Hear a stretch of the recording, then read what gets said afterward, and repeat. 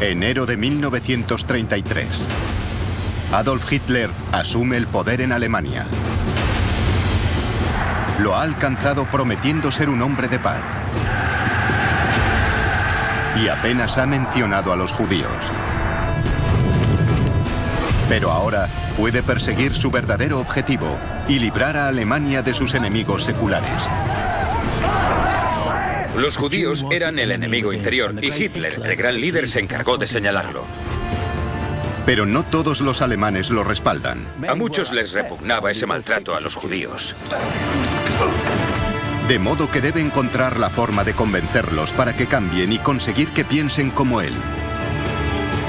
Este es el relato de cómo Hitler y los nazis manipularon a todo un país a su antojo y lo indujeron a participar en el régimen más malvado de la historia.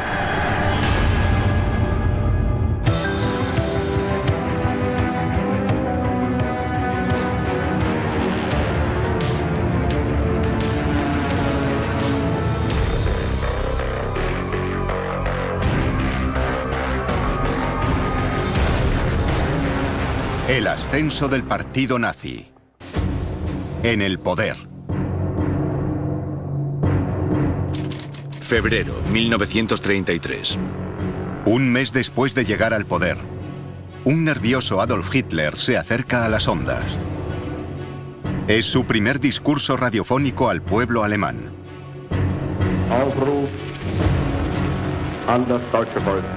Alemania está sumida en la Gran Depresión. Titubeante en un principio, describe la gravedad de la situación.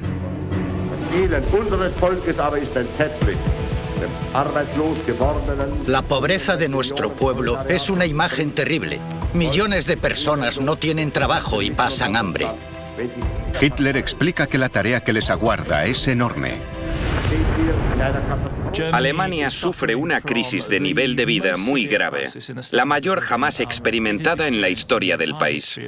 Hay centenares de miles de personas sin hogar. Un tercio de la población en edad de trabajar no tiene empleo. Y piensen en las repercusiones en términos de pobreza, alimentación, condiciones laborales. Todo se resiente. Hay una necesidad evidente de encontrar algún tipo de solución milagrosa al desempleo. Hitler ha llegado al poder prometiendo hacer de la economía su prioridad. El eslogan nazi era Brot und Arbeit, pan y trabajo. Elementos básicos que los alemanes se habían acostumbrado a no tener y que ellos prometen devolverles. Se despide pidiendo al pueblo que le dé 4 años para conseguir sus objetivos. Les dijo, mirad, haremos lo que prometimos, pero necesitamos tiempo para hacerlo. Así que por favor, tened Geduld, tened paciencia. Pero lo que muchos alemanes no saben es que la economía no es lo que realmente preocupa a Hitler. Sus ambiciones son otras desde hace tiempo, aunque no las menciona en su discurso.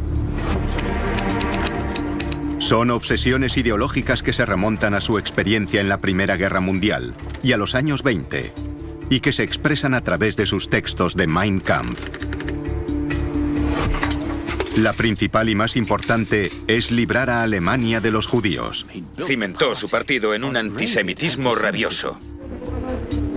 Los considera una fuerza malévola mundial, sin sentido de la nacionalidad y culpable de la crisis alemana. Es una gran trama para dominar el mundo, y nosotros los alemanes sufrimos por ellos. Es un movimiento internacional, pero en Alemania, dadas las terribles condiciones de posguerra, somos las víctimas. La forma de avanzar es librarnos de los judíos. 1 de abril de 1933. Apenas semanas después de llegar al poder, en vez de ocuparse del desempleo, Hitler se centra en los judíos. Se organiza un boicot nacional a las tiendas y negocios judíos, en los que los camisas pardas dirigen el bloqueo. Pero no sale bien. La reacción de la mayoría de los alemanes no es la esperada. Siguen comprando en las tiendas judías. Al pueblo alemán simplemente no les interesa la cruzada antisemita de Hitler. El informe de un diplomático estadounidense destinado en Leipzig resume el efecto del boicot y lo describe como impopular entre las clases trabajadoras y los círculos cultos de las clases medias.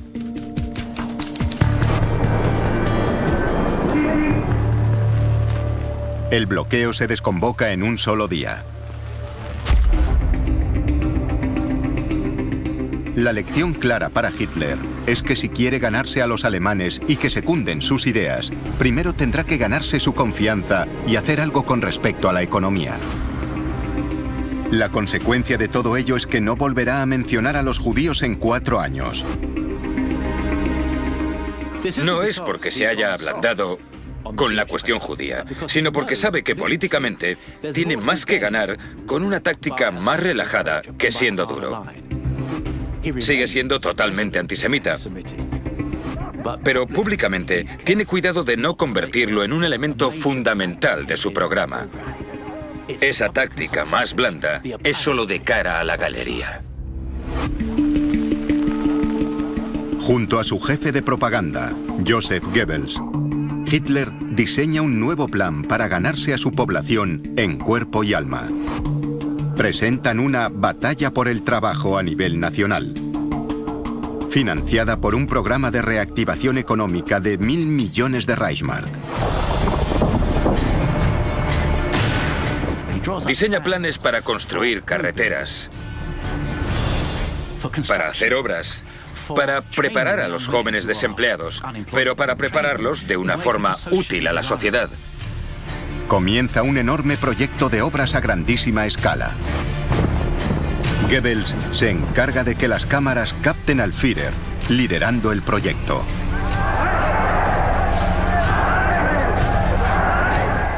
Hitler se asegura de que lo vean a pie de obra, paleando tierra. El elemento central son las Autobahn, que constituyen la columna vertebral de su campaña de propaganda. La idea es conectar Alemania con 6.000 nuevos kilómetros de relucientes carreteras. Las Autobahn son el símbolo del crecimiento. Simbolizan un pensamiento ambicioso, una apertura. Vamos a alguna parte y lo hacemos físicamente, a través de nuestras carreteras. La promesa es que los alemanes normales y corrientes puedan viajar libremente y explorar su nación. Los alemanes estaban encantados, tanto como lo están hoy, con la idea de conducir por carreteras, de explorar su patria. Era como una visión del futuro. Era un mundo nuevo y prometedor. Y lo más importante, estos proyectos necesitaban muchos trabajadores. Para muchas de estas obras, hacía falta un número inimaginable de obreros. Eran proyectos de construcción a grandísima escala. Les pediremos a los jóvenes que están desempleados, apáticos, desarraigados, que sean los pioneros, que construyan las carreteras, las Autobahn, para que contribuyan positiva y valiosamente al crecimiento de Alemania, al tiempo que ganarán un buen salario. Enero 1934. Ha pasado un año y el régimen de Hitler marcha según lo previsto. Su imagen es la de un hombre de acción, dedicado incansablemente a poner en marcha de nuevo a la nación. Ofrece una visión del futuro moderna y emocionante. Y está sacando a Alemania de la crisis. El desempleo cae notablemente. Ha pasado de 6 millones a 4. Pero el programa económico es solo la primera fase. El siguiente paso es llevar el mensaje del nazismo a todos los aspectos de la vida cotidiana.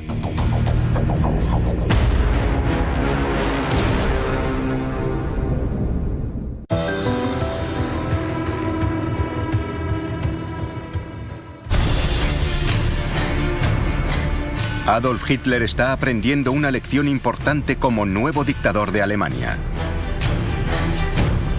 Sus primeros pasos para atacar a sus enemigos, los judíos, han fracasado. Muchos alemanes no están preparados para una expresión tan cruda de antisemitismo. Hitler se da cuenta de que si quiere llevar a cabo sus planes, primero tendrá que ganarse a su pueblo en cuerpo y alma. Y para ello diseña una nueva política atrevida y clave. Se denomina Volksgemeinschaft, la comunidad del pueblo. Un proyecto de ingeniería social de proporciones épicas. Su objetivo es simple: unir a la población para que crea en el nazismo y acepte sus valores. La Volksgemeinschaft es la idea de ser un pueblo especial en una nación especial. Es una idea poderosa, que Alemania era especial, y el Volk, el pueblo, definía esa cualidad. El Volk, por lo tanto, era el término usado para describir a la mejor expresión del pueblo alemán. Hitler afirma que solo si el pueblo alemán se une y avanza al unísono, la comunidad logrará grandes cosas y encontrará la salida de la crisis. La comunidad nacional encontrará el destino que Dios le ha fijado. Esa era una de las frases favoritas de Hitler. La pronunciaba en todos sus discursos y la repetían incansablemente otros oradores clave como Goebbels. Ese sentido emotivo de unión, de compartir un espíritu comunal, de unirse en el emocionante zeitgeist de una nueva era, pero también de compartir los sacrificios de enfrentarse juntos, solidariamente, a tiempos difíciles, forma parte del espíritu comunitario que los nazis movilizan y propugnan. Y en el centro de esa comunidad se encuentra el Führer, que se entrega incansablemente a las necesidades del pueblo alemán. La Volksgemeinschaft está diseñada para ser moderna, emocionante y divertida. Una celebración de la grandeza de Alemania. Nuevas fiestas nacionales como el Día de la Solidaridad y el cumpleaños del Führer crean la sensación de una comunidad nacional en alza. Unen al pueblo en torno a una celebración. Un aspecto fundamental en la idea de la Volksgemeinschaft es que lleva el mensaje del nazismo a todas las áreas de la vida alemana, incluso a los comedores. Por ejemplo, se creó el Domingo de la Olla. La idea era que la población no comiese carne el domingo. Tradicionalmente, los domingos se preparaba un asado, pero ahora se pedía la donación de ese dinero que se ahorraba a un plan público y solidario, ayudar a los pobres. Y se organizaban congregaciones en las que la gente comía un estofado de olla sin carne. El almuerzo dominical ya no es algo familiar, sino que forma parte de un esfuerzo comunitario por la causa alemana. La idea es que las familias ya no son simples unidades individuales, sino que forman parte de una comunidad. Y el valor de los individuos no se mide individualmente, sino por su pertenencia al colectivo, por el grupo al que pertenecen. Para ayudar a crear esa Volksgemeinschaft, el partido nazi se introduce en todos los niveles de la sociedad. El nacionalsocialismo se infiltra en todas las áreas de la vida cotidiana, ya sea en organizaciones voluntarias o en su vida profesional. La población entra en contacto con representantes del nacionalsocialismo. El nazismo está presente en todos los ámbitos de la vida alemana. En concreto, su objetivo son los jóvenes y conseguir que se unan a esa visión. El nazismo intentó convertirse en el ala política del pueblo alemán en conjunto. Y para hacer algo así, es posible que no consigas convencer a los mayores, pero lo que sí puedes hacer es atraer a las generaciones más jóvenes a tu movimiento. Si lo que haces es a través del partido o para él, te convertirás en un buen nazi. ¿Y cuál es la mejor forma de hacer eso? No con un movimiento Boy Scout, sino unas juventudes hitlerianas. Abolió organizaciones juveniles similares, como los Boy Scouts y otros clubes religiosos católicos y protestantes, que se refundaron en las juventudes hitlerianas para niños y chicos y en la Bund Deutscher Mädchen para niñas y chicas alemanas. Básicos para el sentido de identidad comunal son los uniformes. Los uniformes son algo fantástico para unir a las personas de un grupo, para transmitirles la sensación de pertenecer a una comunidad especial. Estas nuevas organizaciones nazis son divertidas. Por primera vez, los jóvenes pueden explorar su patria y saborear la aventura. Las bodas también se nazificaron. Los recién casados recibían una copia de Mein Kampf el día de su boda.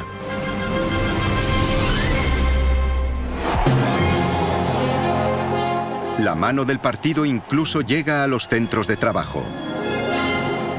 Se crea un gran movimiento laboral, la fuerza mediante la alegría, para ofrecer ventajas a los trabajadores como viajes y vacaciones.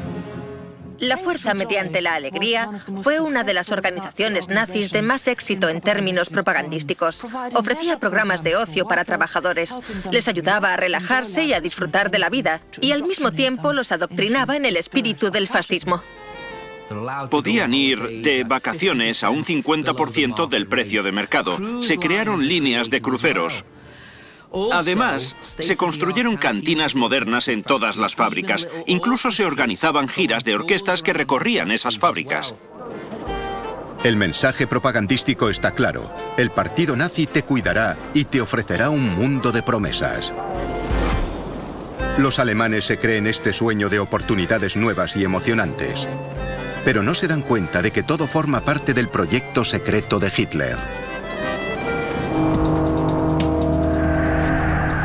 Porque la Volksgemeinschaft tiene un lado oscuro. La visión de Hitler diferencia claramente entre quienes están dentro de la comunidad y por lo tanto son de pura raza alemana y quienes están fuera de ella, como los judíos. Era algo poderoso, porque establecía una barrera clara entre los que pertenecían a la comunidad nacional y los que no. El ciudadano se sentía valioso y al mismo tiempo proporcionaba chivos expiatorios de los problemas, pues no formaban parte de la comunidad nacional. Por eso los judíos no podían formar parte del Volk. Era algo exclusivo, porque era ario. Se basaba y fundamentaba en el pasado glorioso y ofrecía un futuro glorioso. La Volksgemeinschaft es la primera etapa en un lento proceso para lavar el cerebro a los alemanes y conseguir que vean a los judíos como una clase inferior. En su momento, Hitler y su círculo interno utilizarán todo esto para hacer cómplices a los alemanes de crímenes atroces. Pero por el momento, deben tener paciencia.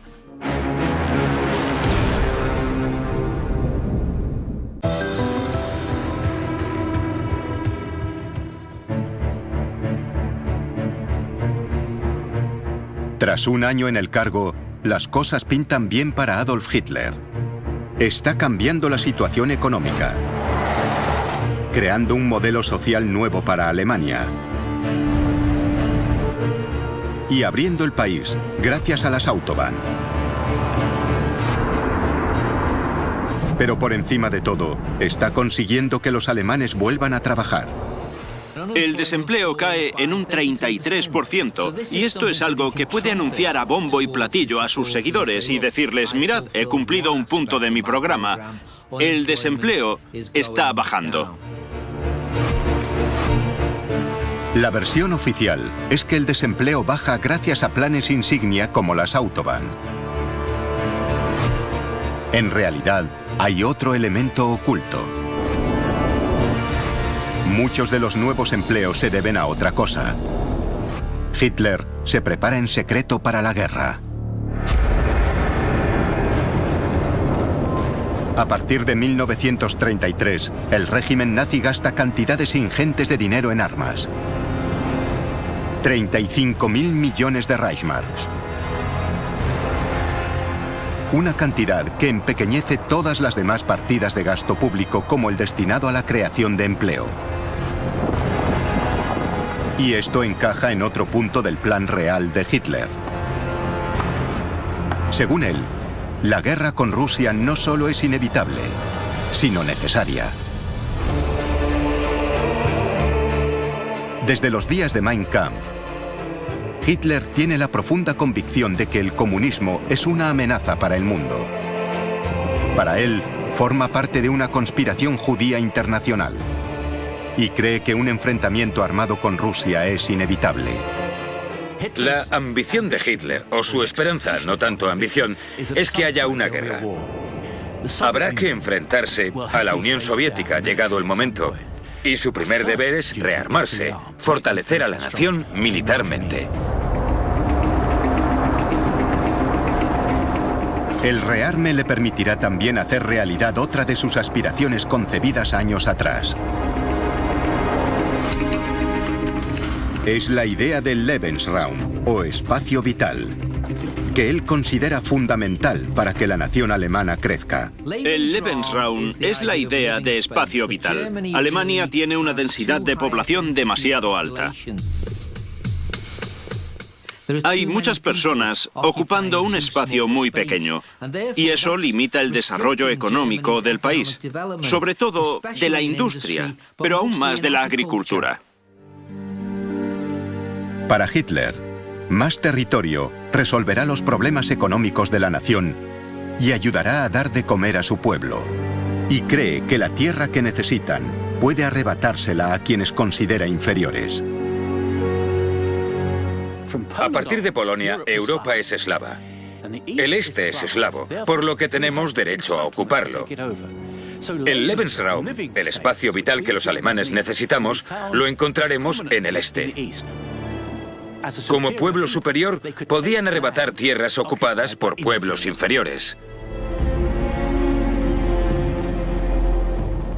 El problema al que se enfrenta Hitler es que la simple mención de ir a una guerra para conseguir tierras resulta aterradora para muchos alemanes.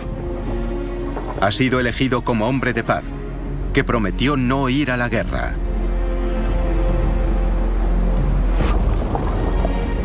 Los recuerdos de los horrores de la Primera Guerra Mundial aún están frescos en la memoria de la población. 2,4 millones de compatriotas murieron. Centenares de miles resultaron heridos.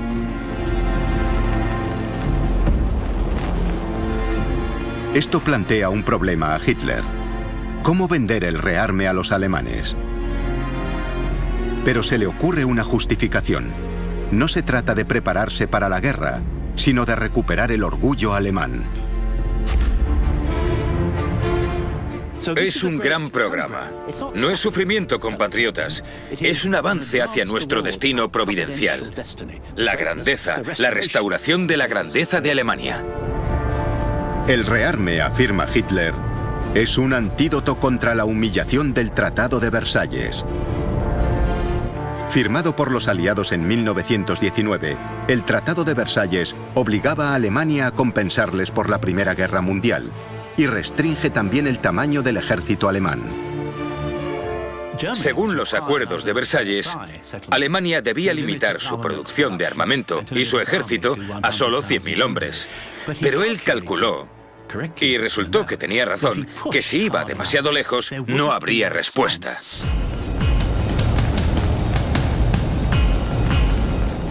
En marzo de 1935, Hitler instaura el servicio militar obligatorio.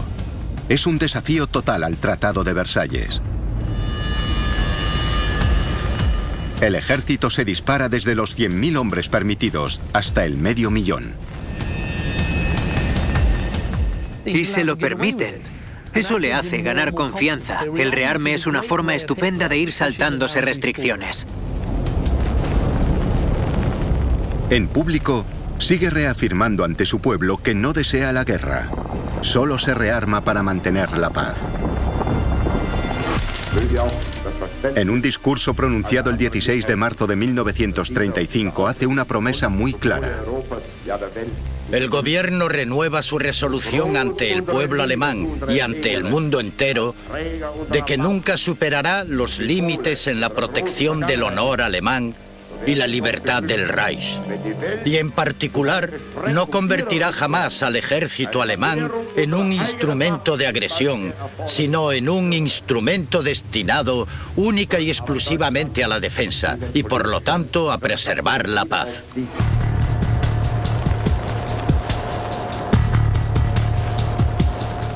Sin embargo, el rearme tiene resultados inesperados. Cuesta una fortuna y desvía recursos del pueblo alemán hacia el ejército. Los salarios son bajos y los alemanes tienen que trabajar más horas y esforzarse más que nunca. Y todo ello resta brillo al sueño tan meticulosamente construido de una comunidad nacional que colma las aspiraciones de todos.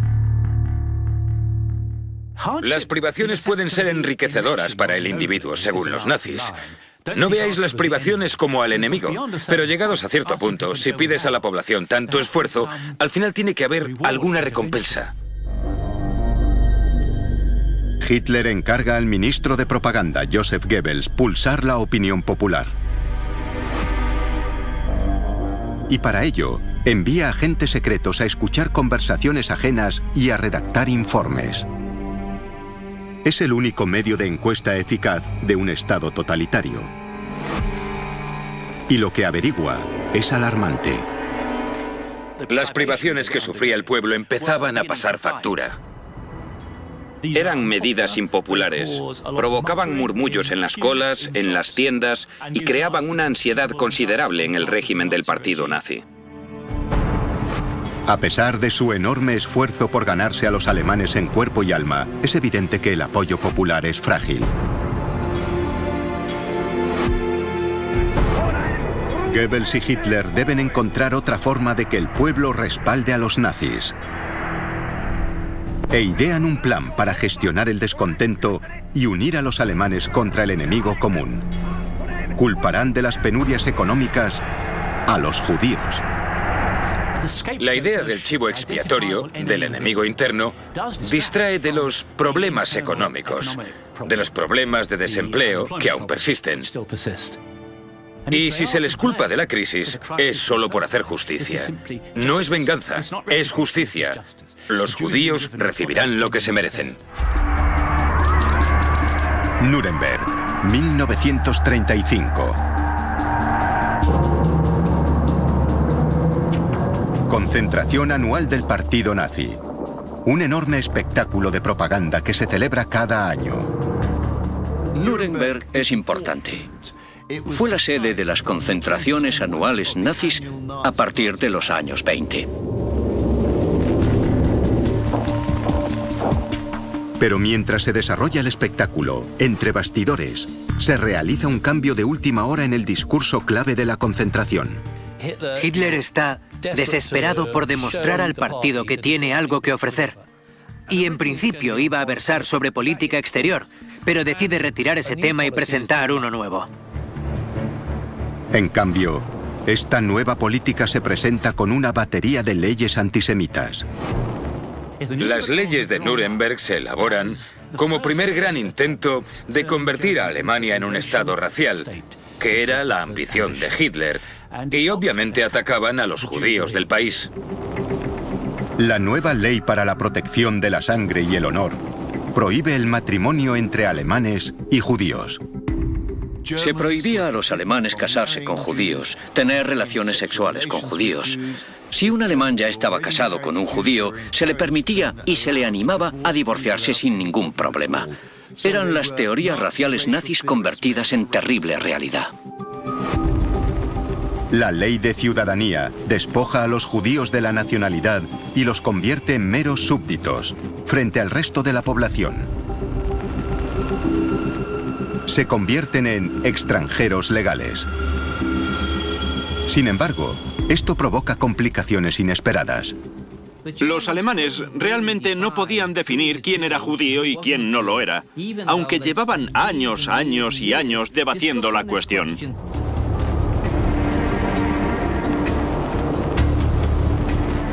De modo que elaboran otra legislación para evitar confusiones y definir quién es exactamente alemán y quién es judío a ojos de la ley. Se estipuló que todo aquel que tuviese 3 abuelos judíos, por definición era judío, y por lo tanto no tenía derecho a la ciudadanía, ni a derechos laborales, ni a derechos legales, ni siquiera a la educación. Ser judío completo tiene graves consecuencias. Pero incluso los alemanes con solo 1 o 2 abuelos judíos, conocidos como Mischlinge o Kruse, también quedan en una posición comprometida. Es la primera señal clara de la imposibilidad de ser judío y ser alemán. Ante esta pérdida súbita de derechos, algunos Mischlingas se defienden, mientras otros alemanes les muestran su apoyo. Surgieron varias organizaciones tras las leyes raciales de Nuremberg, fundamentalmente para defender a los judíos que no eran del todo judíos, por así decirlo, los Mischlinga. Surge la Asociación de Cristianos No Arios, que llega a alcanzar los 80.000 miembros. Hay un intento de ofrecer protección a los judíos. Es el primer intento en la Alemania nazi de crear una organización no judía, que se presenta de alguna manera como fuerza protectora. En esta fase, los nazis toleran esta oposición.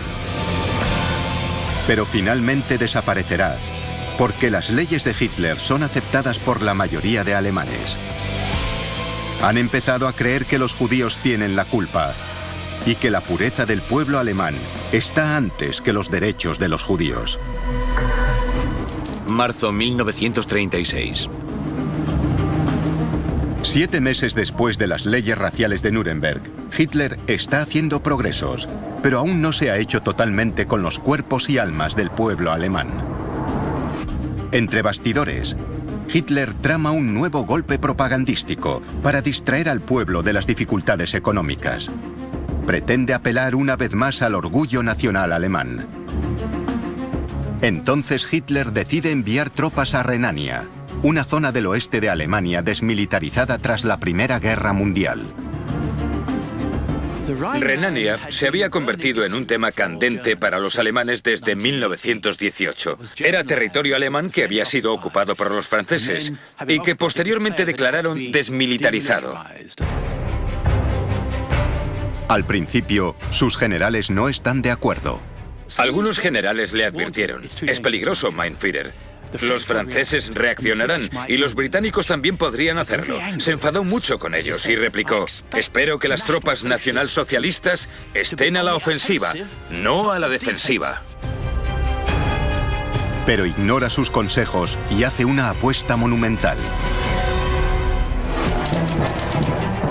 En marzo de 1936, envía tropas alemanas a Renania, incumpliendo los términos del Tratado de Versalles una vez más. Y funcionó.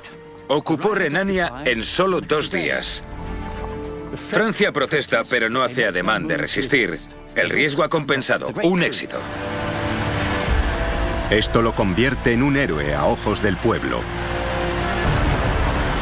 Y los golpes propagandísticos no cesan.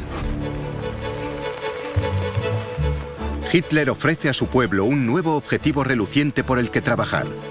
Les presenta el Volkswagen, el coche del pueblo. Es el coche de la fuerza mediante la alegría, producido por una organización nazi. Sus folletos estaban por todas partes. La gente tenía unas latitas hucha de colores y había fotos de familias felices recorriendo un paisaje pintoresco y precioso en estos nuevos coches.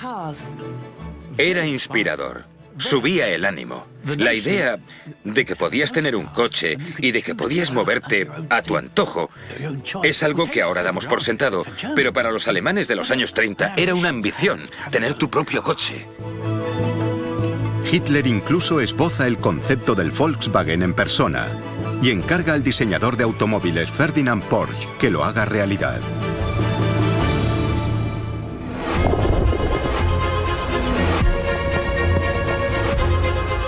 Pero a pesar de todo esto, hay un peligro muy real que amenaza con hacer descarrilar todo el proyecto nazi.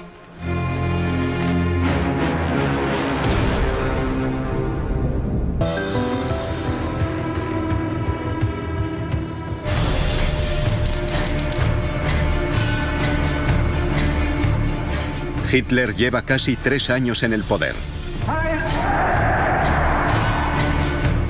Alemania parece un país que sabe a dónde va. Se muestra con orgullo en la escena internacional. Se ha envalentonado y rearmado. Los nazis ofrecen a su pueblo nuevos bienes de consumo y un estilo de vida nuevo y atractivo.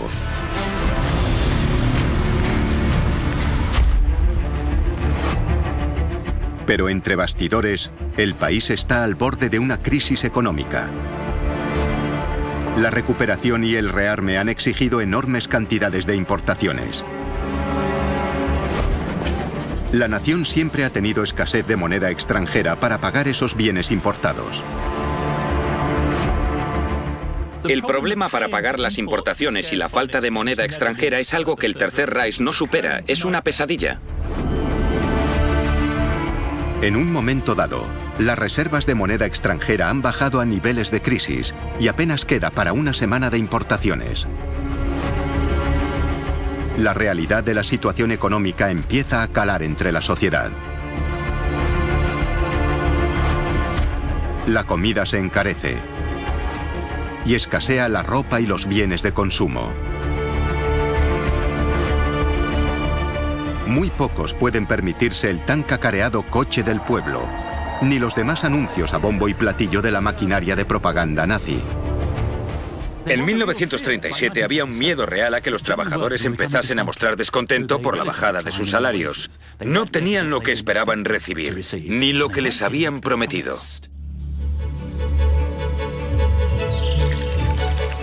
Sin embargo, hay algo que salva a Hitler y a su partido. Los acontecimientos mundiales acuden en su ayuda. En 1937, el comercio internacional empieza a repuntar. La economía mundial se recupera durante los 12 meses siguientes.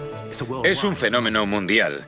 La economía europea mejora y Alemania, junto al resto de países, experimenta los beneficios de esta mejoría. Esa es la suerte que tienen Hitler y los nazis. Para el círculo más íntimo de Hitler, es un gran alivio. Han pasado página. Pasan de estar al borde del colapso a que parezca que su plan funciona. Las arcas alemanas vuelven a llenarse. El Tercer Reich de nuevo puede permitirse alimentar a su pueblo. Y el desempleo llega prácticamente al cero. Hitler parece un genio de la economía.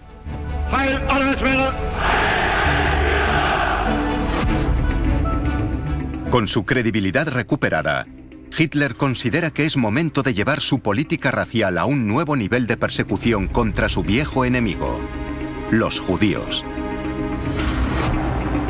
En 1937, Hitler menciona a los judíos por primera vez en 4 años.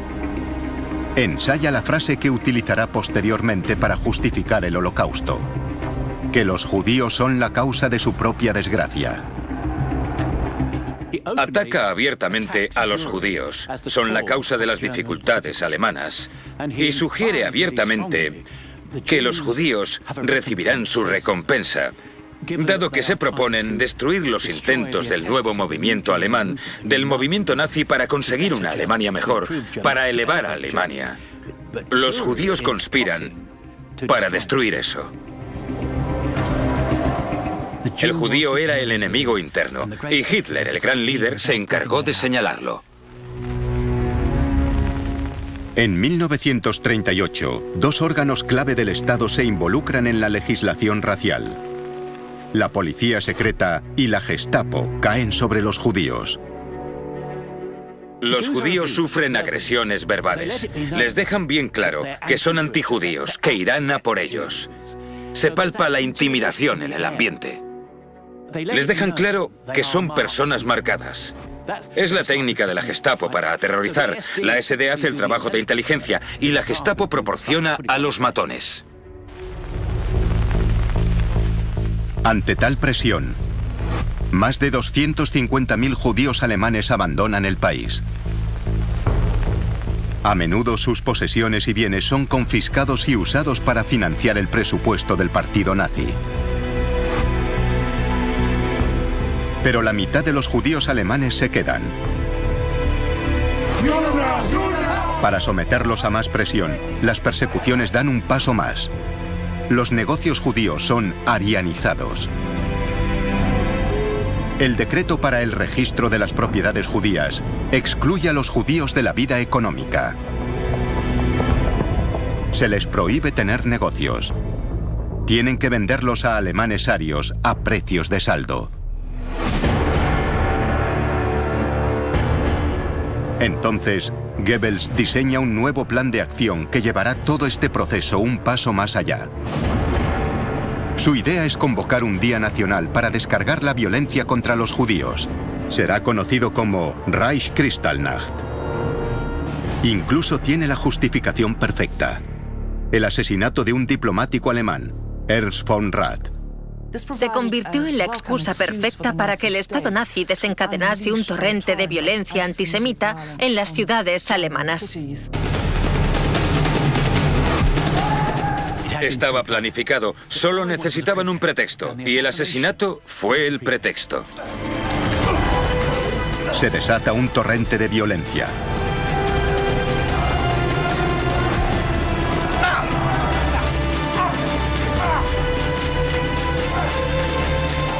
Los nazis atacan propiedades y negocios judíos. Se saquean hogares, se destrozan sinagogas. Se le llamó Noche de los Cristales Rotos por la cantidad de cristales que se rompieron.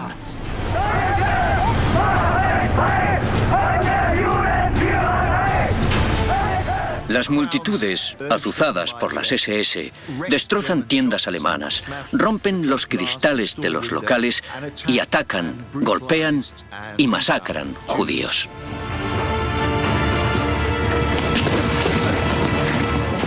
La Noche de los Cristales Rotos fue la culminación natural de un partido político y un régimen que predicaban un antisemitismo violento.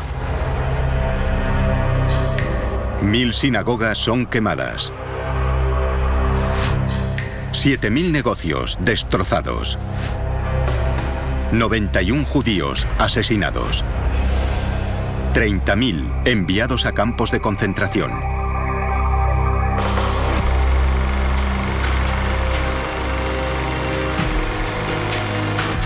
Y además, la propaganda de Goebbels hace circular la idea de que los judíos se lo han buscado.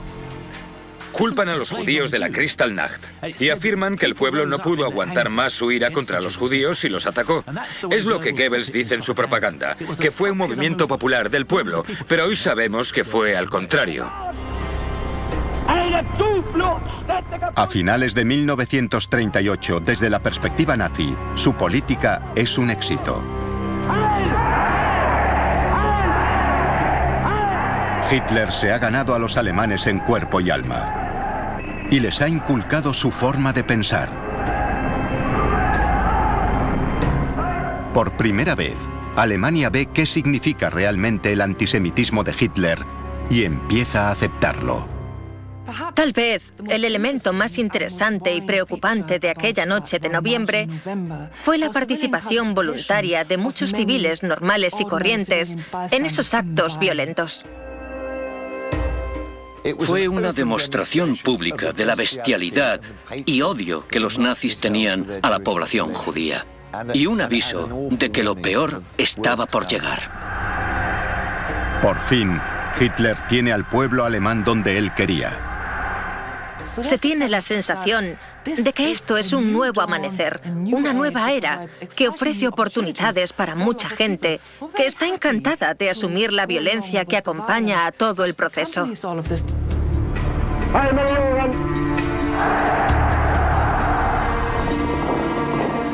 Alemania se ha rearmado. Los enemigos de Hitler, como los judíos, pueden ser perseguidos con una resistencia mínima. Ahora está listo para la guerra.